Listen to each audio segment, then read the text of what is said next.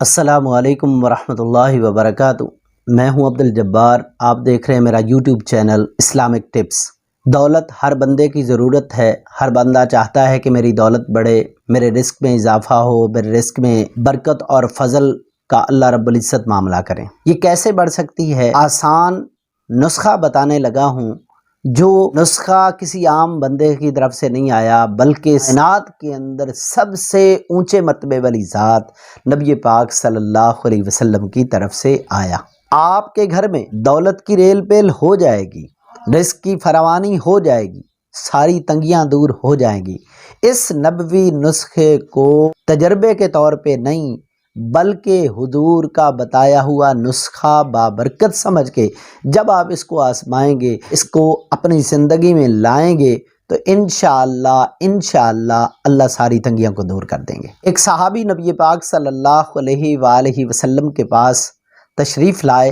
حضرت سہل بن سعد رضی اللہ تعالی عنہ فرماتے ہیں، جو اس حدیث کے راوی ہیں، کہ حضور کے پاس وہ صحابی تشریف لائے، شکوہ کیا کہ حضور بڑا تنگ ہوں، رزق کے حوالے سے بہت پریشان ہوں، گھر میں فاقوں کی نوبت آئی ہوئی ہے، بڑی تنگی ہے، کیا کروں؟ نبی پاک صلی اللہ علیہ وآلہ وسلم نے اس صحابی کو ایک پیارا سا نسخہ دیا، بالکل مختصر نسخہ۔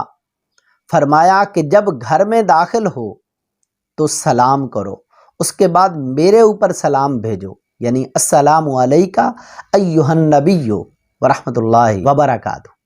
ان الفاظ کے ذریعے میرے اوپر سلام بھیجو، اس کے بعد ایک مرتبہ سورہ اخلاص پڑھ لو، اللہ رب العزت تنگی کو دور کر دیں گے۔ اس عمل کی تائید نبی پاک صلی اللہ علیہ وآلہ وسلم کے ایک اور فرمان سے بھی ہوتی ہے۔